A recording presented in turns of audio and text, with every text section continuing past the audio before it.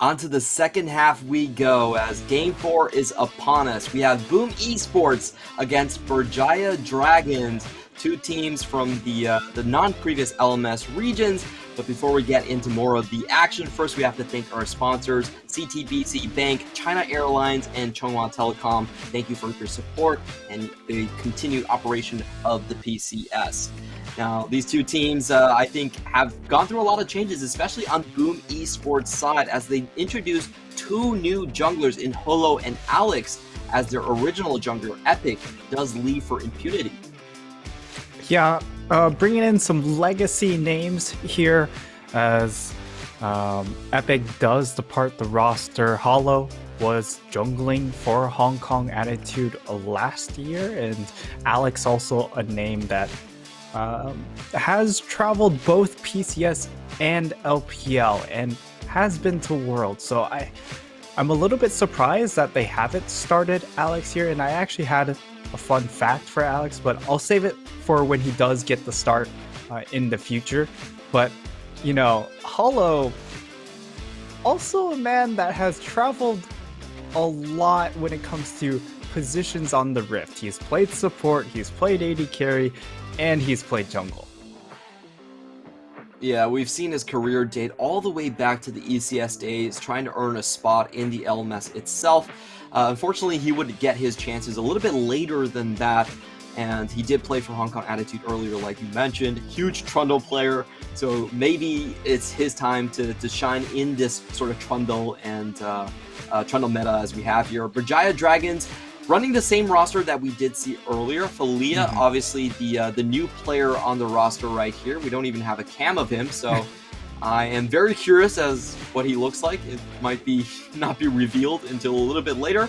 But so far, Berjaya Dragons did have a pretty good game against Liab earlier today, where they did come out with the W off of some very nifty play from Minji dodging out in the engages, and of course Ozzy with another stand-up engage on the Gwen. And now we shift over to Boom Esports, as we do have Rocky in the top lane, Holo the new jungler starting today over Alex, Ruby in your mid lane, and Wako and Pop for the bottom side.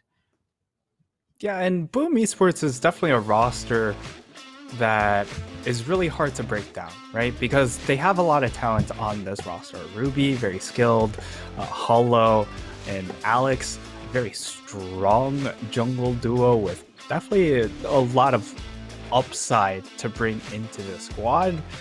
But then you also have to factor in the communication structure definitely has to be a little bit messy here. They're rocking a lot of nationalities on the squad. It could take a little bit to scale up as the season goes on here. So might be a little bit messy here early on in week 1. And just to remind everyone, Boom Esports is our Thailand representatives. Our Indonesian representatives, they are located in Thailand, though the team org is from Indonesia. I always get that mixed up a little bit. We do run a bit of a federalist system here in the PCS, where each region, sort of is a lot towards its teams, and if they fail in the process, then one team from the same region is then selected again. So just to kind of give you guys a bit of background on Boom Esports and why they run such a complicated system where they're trying to communicate in 3 languages. It was Thai, it was Cantonese, and Mandarin at the same time, so also Korean. So it was actually very, very difficult. Now we're going to head into the ban picks. Berjaya Dragons going to take out Thresh and Kalista straight off the bat. This is definitely a target to Wako, as he has been a very early game sort of centric AD carry, very aggressive in that end. In the meantime, Boom Esports going to take out Xin Zhao and the Renekton, leaving our old friend Viego up for grabs for now. Gwen, Viego, both left available here. And surprising that they go ahead and ban away the Xin, but then they go ahead and ban away the Akali as well. So a lot of options here for the first pick. I expect Viego or Gwen to be the first one to come off the table, but Nocturne has been banned throughout the entire day, and it looks like Berjaya, they've deemed it more busted than Viego and Gwen. Oh, I love this. If you thought Viego was OP, 11.13 Nocturne is pretty much at its zenith. This is the patch where, even by Riot's own admission, they probably overbuffed the changes to Strikebreaker. And, you know, Nocturne is one of those champions that can get on you for free. So you're going to be slowed for 90% to 40% for 3 seconds. Good luck surviving that. He's completely busted for a reason. Lee Sin is actually not a very good champion into Nocturne, so I don't expect that to be heading his way. Maybe a mid lane Lee Sin is probably on the cards here, but Boom Esports going to pick up Diana for Holo as well, a very hyper carry oriented jungler. And then Berjaya Dragon's going to go with what has worked in the previous game to select LeBlanc for Minji. Yeah, and once again, we're going to see a lot of side lane pressure exerted from this first phase from Berjaya. Clearly topside focused here, but then once they get to break out of lanes, it's going to be a very strong 1-3-1 setup.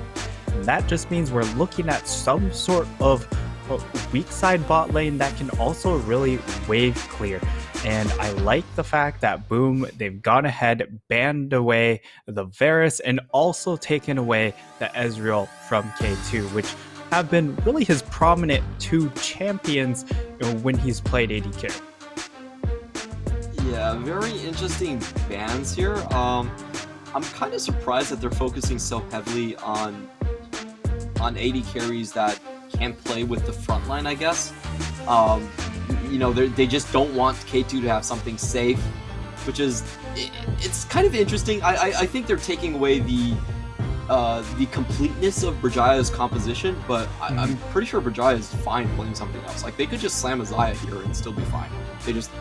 So I'm not sure about this bans. I'd actually rather ban out engaged supports given Berjaya Dragon's composition and how disgusting they look right now. So we'll see if this actually works out for them. Boom Esports still hovering around, trying to find something to round out their support and most likely top lane.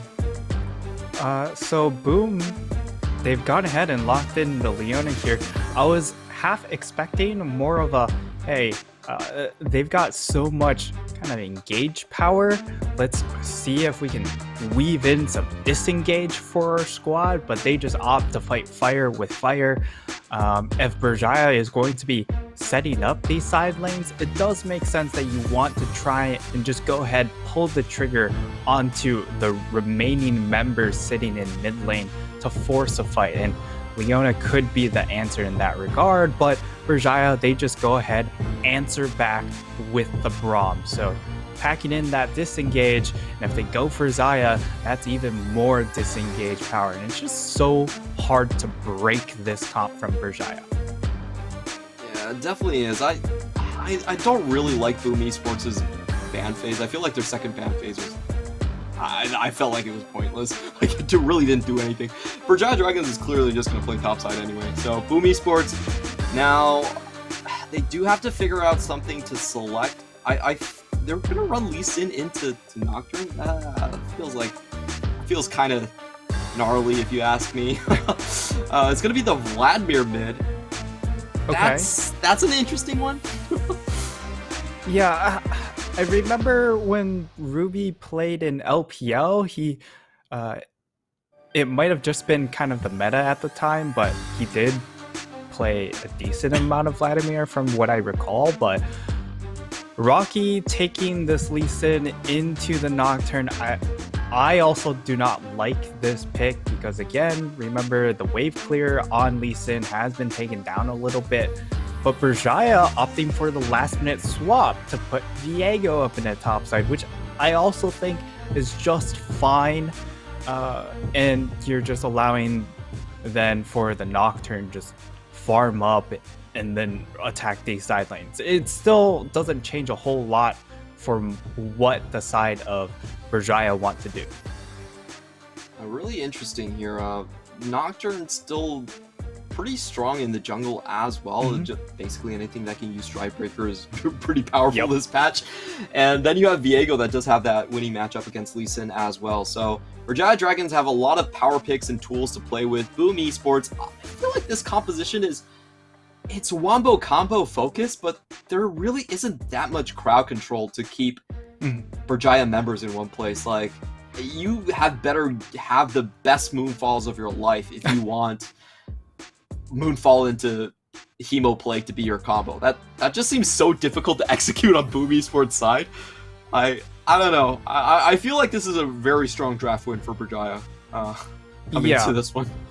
Yeah, Berjaya, it feels like they kind of win in all phases of the game.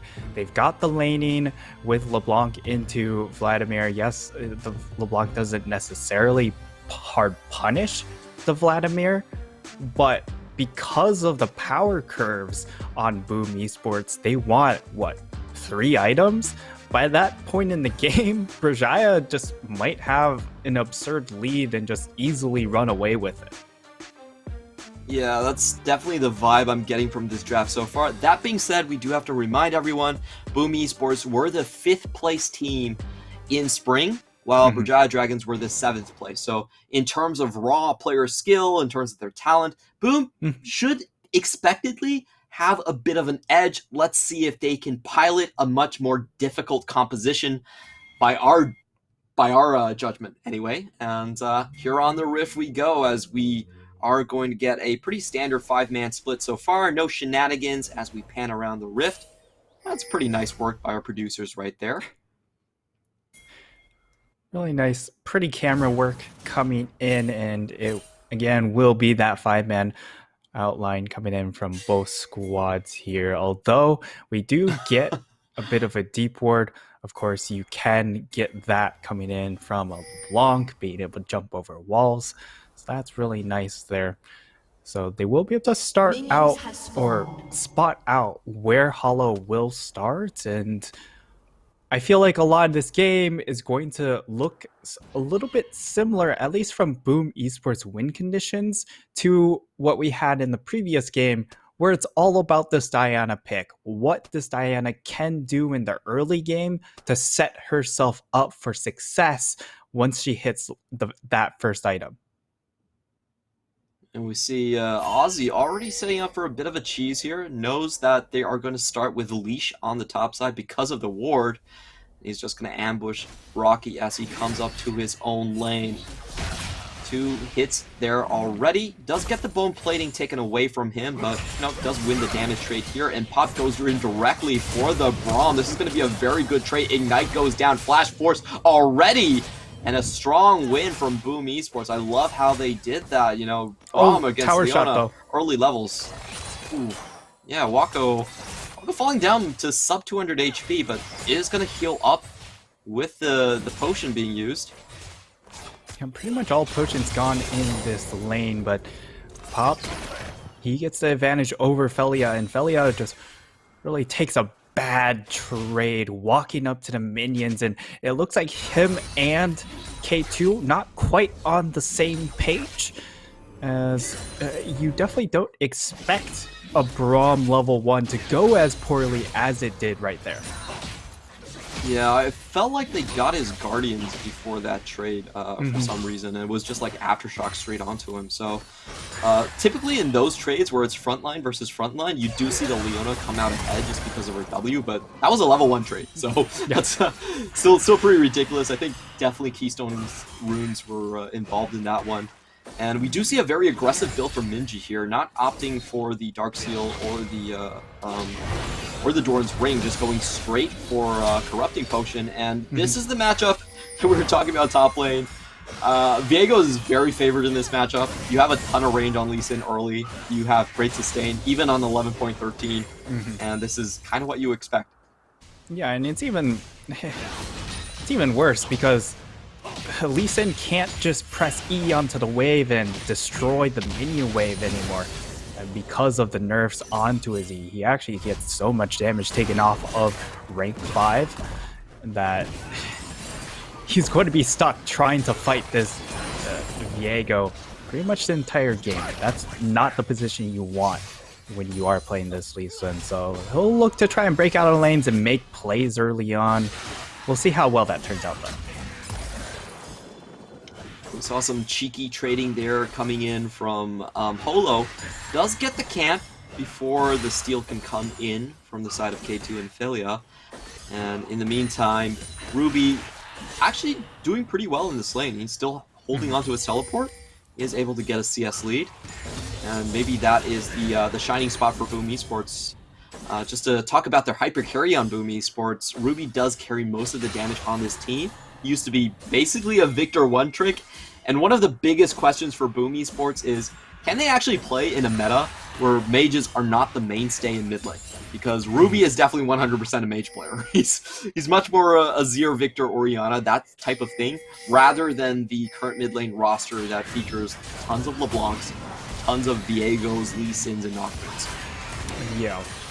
Plenty of loser showcase here is going to be a contest for Enzo winning the Raptors. Smite War, but Ruby is going to come in first. Minji already has his passive top. The shield is not going to get much, and he has to flash out. Holo misses the Q, but gets the Moonfall for the first blood. Can Minji find the trade back? Red buff ticking for Ruby, and he stays alive. Massive win coming in from Boom Esports, as Enzo definitely overstays his welcome there.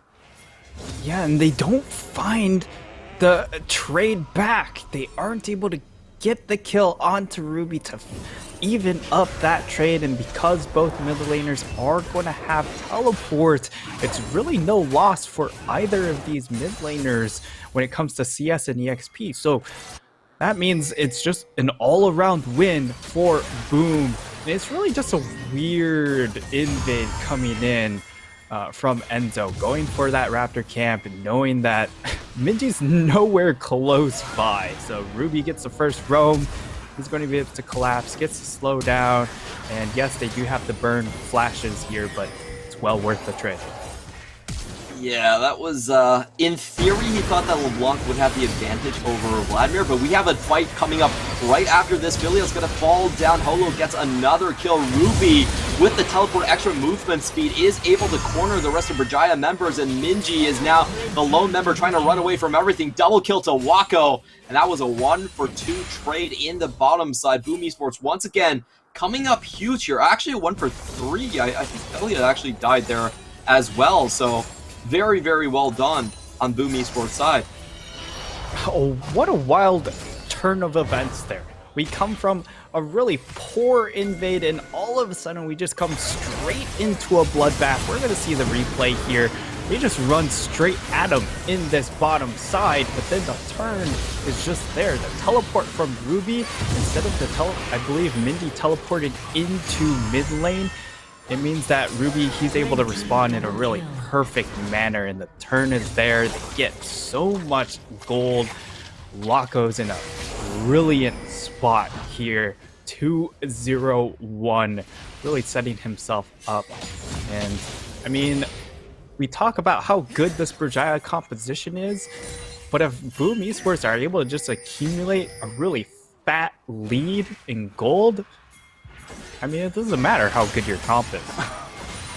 Yeah, that was very, very forced coming in from Berjaya Dragons. They didn't really factor in that Ruby still held on to his teleport. I'm a little bit surprised that they didn't factor that one in, and also Holo was right on the play as well. So pretty telegraphed coming in from Berjaya, gets punished heavily, and we have a Vladimir that really can't be touched by LeBlanc anymore in this lane. He's basically going to have a completely free laning phase. Minji has to find play somewhere else. Yeah, now the sustain's just going to slowly start becoming more and more oppressive.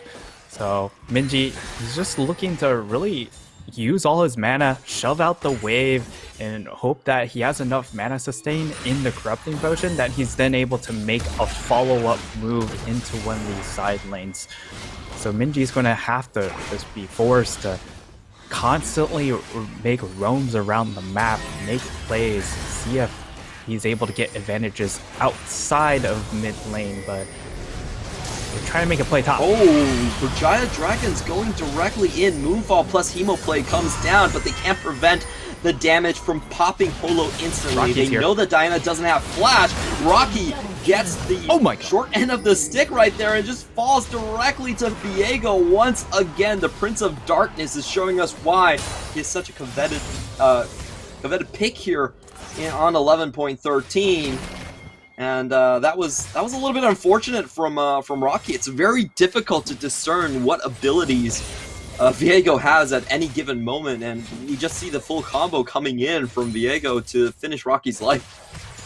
Yeah, and that's a bit of a blunder coming in from Boom. They thought they had the play offered to them up in that river, but immediately the turn comes from Berjaya. And also, can we just reflect on the fact that how were Berjaya able to first pick Nocturne, yet also still get Viego? There's just too many power picks, man. How does that this meta happen? is so crazy with it. So crazy with power picks. Yeah, but at the same time, they somehow managed to get away with probably the two strongest picks in the game at the moment with the Viego and the Nocturne, at least on this patch. And they reward themselves with a Lee Sin, which is still good in the side, in the solo lane, but you can imagine it's not nearly. I've seen some crazier drafts on LPL where you have a Kali, Silas, and Xin Zhao open as well. I'm telling you, this patch is the S tiers and the A tiers. There's such a massive gap between playable champions and kind of peripheral champions in this patch that I think it's a power pick dominated patch. Like, if you do not play the power picks, you are in for a rough ride. And unfortunately, I think that's what Ruby is in for, because I did not expect Vladimir to be playable after the phase rush nerfs. It's like, you know, we're gonna make phase rush terrible, mages are gonna be unplayable, and Ruby is like, what's a good answer here? I know.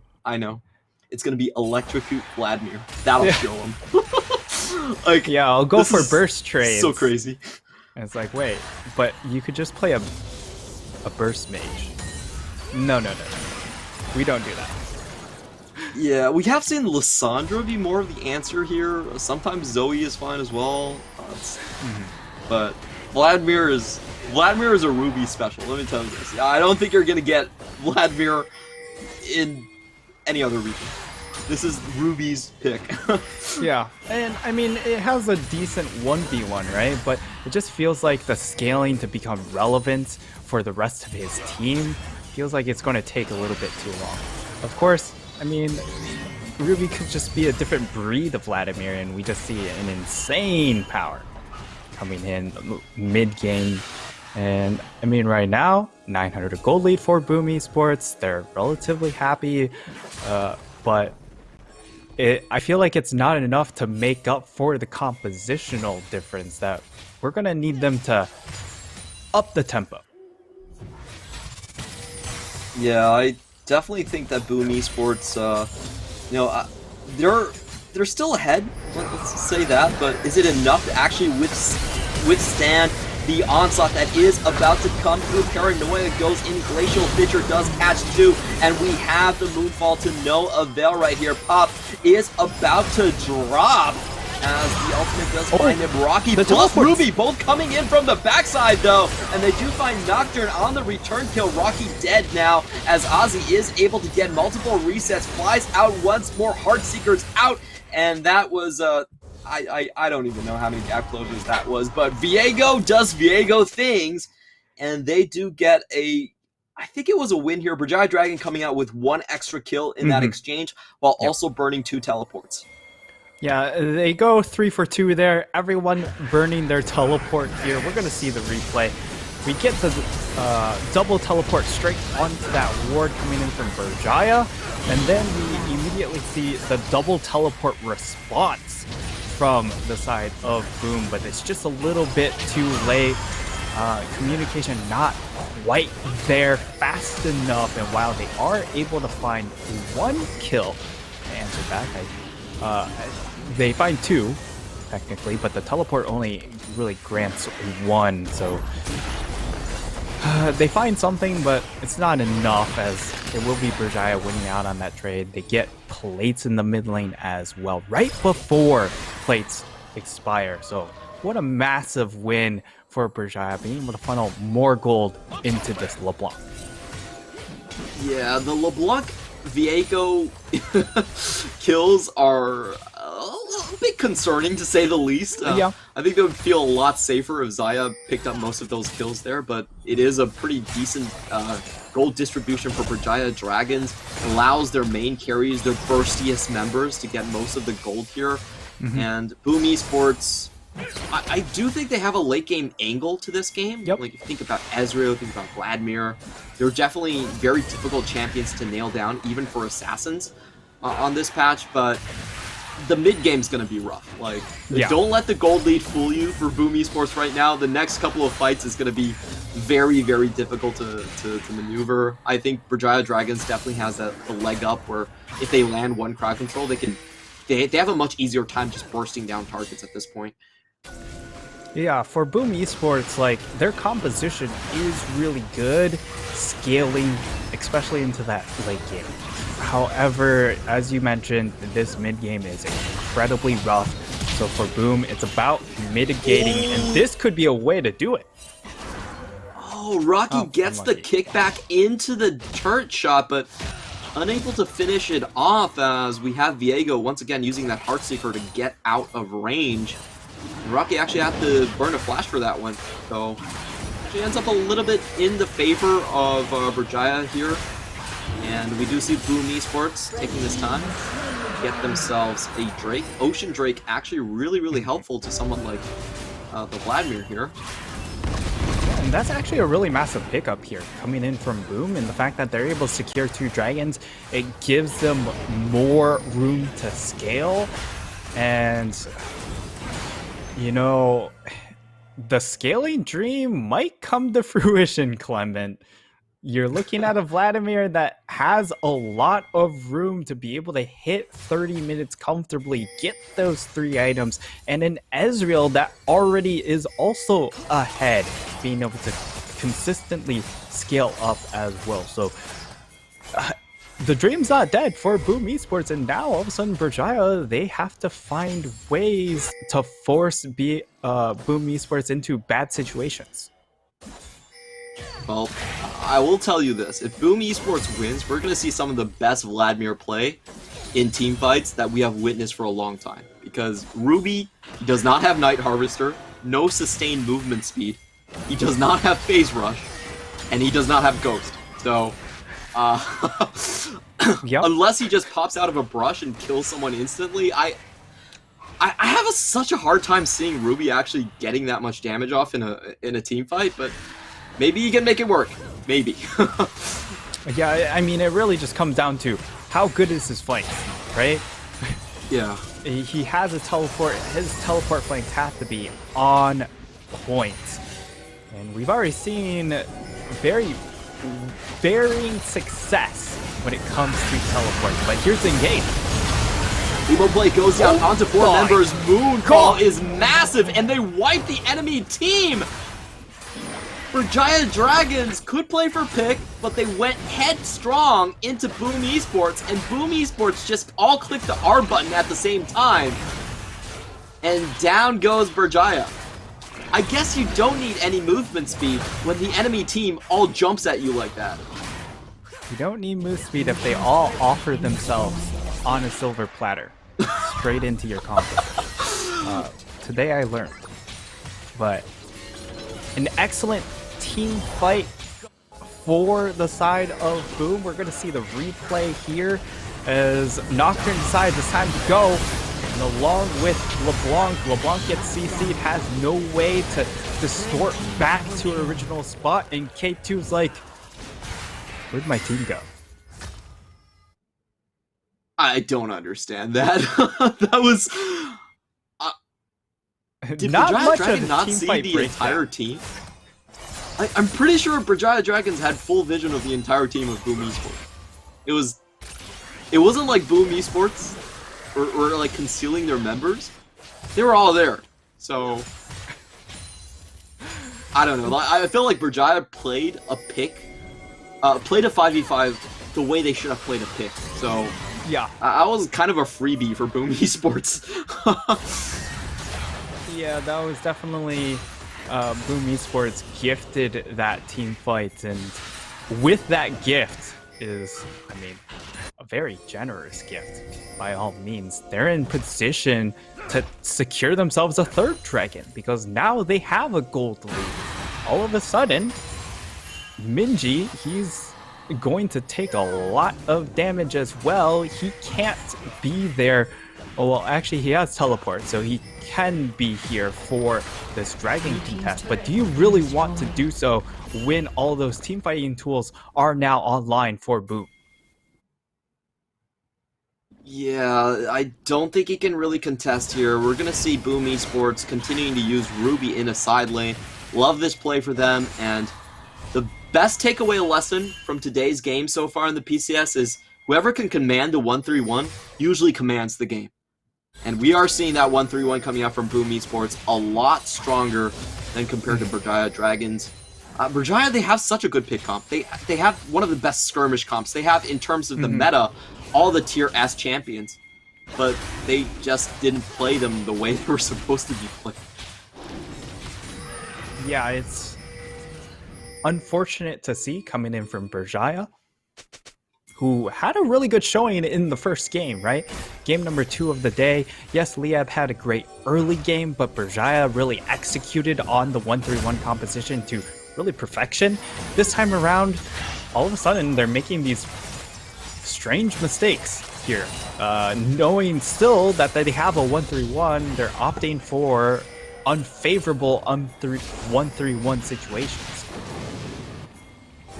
Well, we have Boom Esports in another teamfight situation. Ozzy already used his Howling Path, so he's not going to have that cooldown for quite a while. Boom Esports, once again, they're going to be looking for the Wombo combo. This time, Berjaya Dragons are a lot more careful in their engagement. They're not all funneling in at the same time, and they do find Ezreal in the backline, but in the front, the Wombo combo still finds its victim. They're going to take K2 directly off the board, but then we have K2 with the flash over, but the stasis is still there. Can Holo survive this Heartseeker strike being flashed away? And Boom Esports, Ruby is on a rampage, making Vladimir work when nobody even thinks of the vampire. Yeah, Shadow of the Night here, and he just comes on fire in that fight, absolutely untouched. Yes, K2 tried to make it work with this Xayah pick, but the rest of the composition doesn't really play around him. So he kind of has to do all the work himself. He doesn't have Felia playing with him at all, as well as Felia is going to try and engage with the rest of the team, which is a little bit mystifying. But as we get to see the replay, Minji, he just gets locked down. He made the LeBlanc work in game number 2 of today, but here he goes in, distorts in, instantly locked down, and instantly just deleted. And K2, he tried to make this play work. If he finds the kill onto Hollow, it's definitely a big opening for them to change that team play, because then you get the reset onto Ozzy there, and he would have been able to possibly get another 1 or even 2 more kills off the back end, but it's not enough. And Boom, they're in firm control of this game. Yeah, Boom Esports really put their foot down on the Drake. They know that their 5v5 is superior. And I have to commend Holo for playing that teamfight beautifully. He uses the Stasis to trade away the Featherstorm and the Flash from K2. And then he flashes out of the Heartseeker. So he basically doomed 2 players with just all by himself. Really well done on Holo's side there. We can see in these team fights, they just don't have enough damage to burst down Ruby at this point. It's going to take a full team effort. And where did Minji go? He just disappears. Moonfall still there.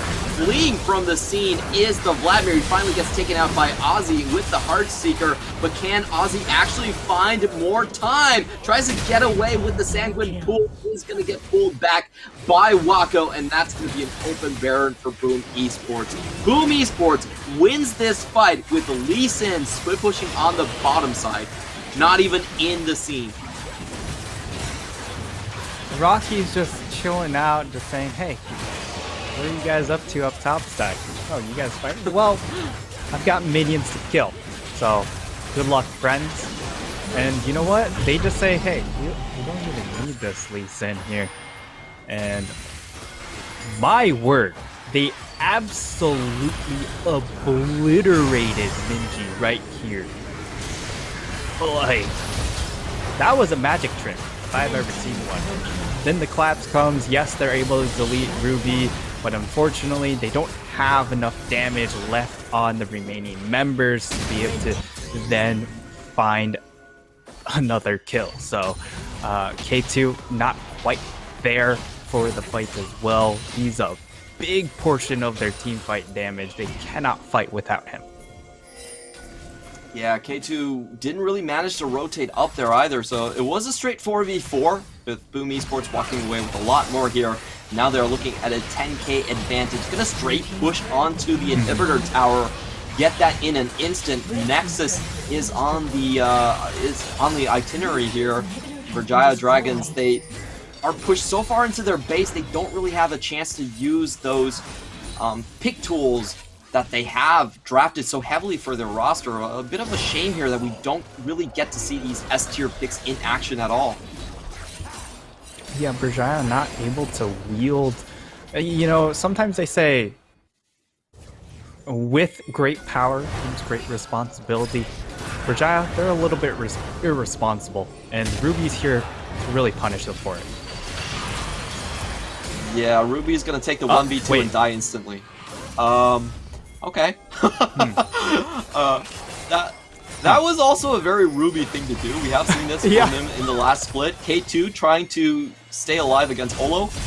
Not bad. Doesn't really get the block on Philia, but it's fine. K2's still alive here.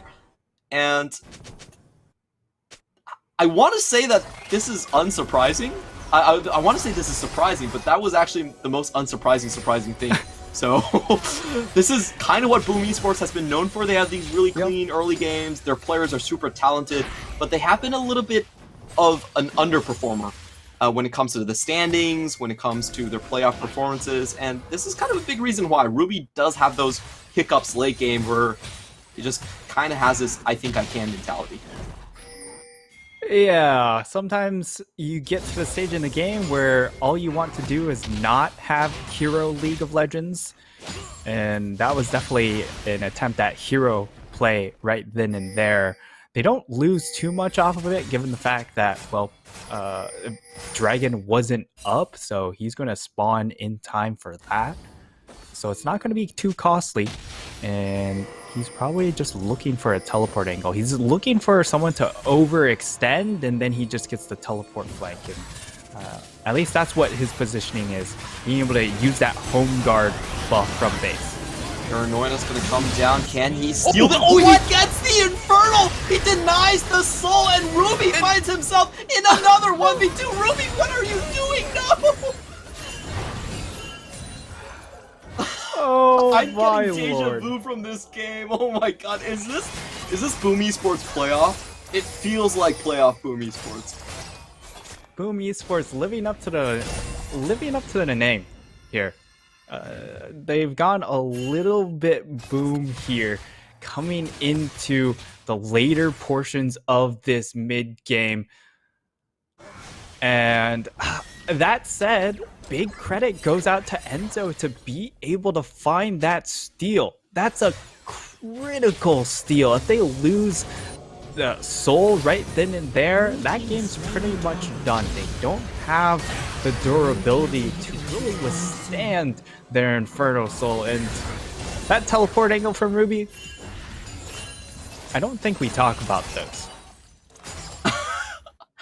I love how Ozzy just waits around. He's just like sitting in the Krug brush, and he's like, yeah, please finish your teleport. I will welcome you with open arms. And another thing to mention about like the interactions that we've been seeing is that as a LeBlanc, you can still put damage onto the Vladimir as long as you have the tether on before the Sanguine pool. So we actually have been seeing Ruby getting popped in the pool and right out of the pool. Unfortunately, not a very good look for him. I want to say that this is you know, uncharacteristic, but it really isn't from Ruby. This is kind of how Boom Esports lost that upset against Hong Kong Attitude. They were the higher seed, but Hong Kong Attitude somehow managed to just catch out Ruby on the side lanes over and over again. And you know, that's kind of what happened. So Boom Esports, definitely a team that still needs to work on their coordination. We're going to have another Paranoia going straight in onto the Lee Sin. Rocky flashes across the wall, is going to get away from the enemy team. That's a pretty good save from Boom Esports, as they now have Vladimir and Diana, their big combo pieces, rotating in for the comeback. Yeah, and the big thing here is that the gold lead is still pretty good for Boom, right? By no means is this game out of hand. They had supers pushing down mid lane, and they still have a massive gold advantage. So definitely things not doom and gloom quite yet, but they need to be able to find that next play to really break open the base. Here is they're going to try and take this top tower, and Rocky got a little bit of an itch there, but doesn't commit. Yeah, I don't think that would have been a good idea anyway. So, good job on Berjaya Dragons holding their ground right there, definitely calling out the bluff. And I just want to tell you that I don't think you've been casting enough PCS. Our tradition here is that we hope for the largest throws, the most magnificent plays, and the silliest of throws. I think that makes the best of viewing and casting experience. Are you on board? Let's go. Let's see the comeback. I mean, I come from a region that has a team called Dignitas. I'm all for it. You know? Okay. No, I love the fact that Dignitas actually has the word toss in their name. You know, it's very, very fitting for their brand. But let's see what they can get here. Minji does actually pack a bit of damage right now. Does have that Morellonomicon finished already. Can't cut down on healing from Ruby. And in the meantime, we do see the Cosmic Drive being built by Ruby. I really like that pickup. Does give him the extra move speed here. And we are looking at Boom Esports just setting up for a straight 5v5. It's a great idea. Berjaya Dragons is an all-in pick composition. So if you play 5v5, you, in theory, should have the advantage here. Yeah, and I just want to bring attention to Wako. Look at that build. 4 items. And what's one of those items? It's a Zanya's. Knows that there's so much dive pressure coming in with this top jungle duo that he's just going, hey, I'm gonna have okay, Enzo, round two, Enzo, definitely too late on the play. The Paranoia comes down, and I don't even think Berjaya Dragons want to chase that, so just kind of a wasted ultimate there. I'm not really sure what that Paranoia was for. Kind of a wishful Paranoia, to be honest. I just want to say that Zanya's, this day and age, super common on AD carries. I feel really bad for AD carries, but welcome to Season 11. Yeah, so the key takeaway is make sure you play an AD carry that has some AP scaling so you get value out of the Zanyas. As now, Boom, they can end the game if they get this. Takes a bad turn, has to fall into stasis. Felia uses the Glacial Fissure, does deny some space and room, but Enzo might just be falling down. No steal allowed here. Ozzy has to run away from the Drake Pit, and that's Boom soul. Esports has this soul all but locked. Yep. Enzo, he's not going to be able to contest that from the Death Chamber, and that is soul secured. Boom have pretty much all but locked down this game. The rest of it feels like a formality, but you never know with some of these more hands-focused players. Ruby doesn't have his TP anymore. I don't think we're going to see another put a ward in Fountain.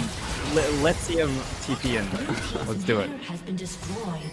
I like Ozzy's attempts at trying to save the game by clearing the enemy jungle, but really don't think it's enough at this point. We have the Paranoia engaged, going in, Enzo staying alive. Ruby is still at 70% HP and doesn't look like he's going to be dropping any lower than that. Polo, on the flip side, goes in too deep, sacrifice himself, but buys enough time for Wako and Ruby to mop up this mess. It's going to be Boom Esports charging down the Nexus at this rate with nothing they can do. Minji not really having the impact that he wanted on this pick, and Rocky with the pick. They're going to go down for all of the kills. Finally get the ace in the bag, and Boom Esports come out to their first win in the summer of PCS 2021. Boom they managed to find a way to make that comp work. They find that very interesting team fight down in the bot side, and they're really able to snowball off of it. Ruby just gets so incredibly strong. Wako as well, and those two champions really highlighted their victory win conditions towards that late game. And I mean, looking at those expressions, they're just like, did we really win that game? There's quite a bit to break down here. I felt like the early game was pretty sloppy from Berjaya. Their first two attempts with Enso on the Nocturne came out pretty disastrously. We saw Enso die early on, give up the first blood. It was a pure 2-for-0 trade, I believe, early on. It's actually only a 1-for-0 trade, but Minji lost a lot of CS and lane potential. And then the other trade where they just completely forgot Ruby had TP was also very questionable to me. So the early game not going well, and then the Herald play. The Herald play was such a head scratcher. Like, I honestly don't understand what they were trying to do with the Herald play. Like, Philia in the fight didn't even use Glacial Fissure. He just got stunned up by Moonfall, and he didn't even use his ult. And I'm like, I'm pretty sure there are better ways to play that fight. I'm pretty sure. I think he thought he was the Alistar. Because if Alistar was in that position, you have the durability and you can definitely turn that fight. But he's a Braum. He doesn't have that insane team fight potential, at least the same degree as that Alistar. It looks a little bit silly. So not quite the second game showcase coming in from Philia, but give him Alistar. Maybe that's the trick.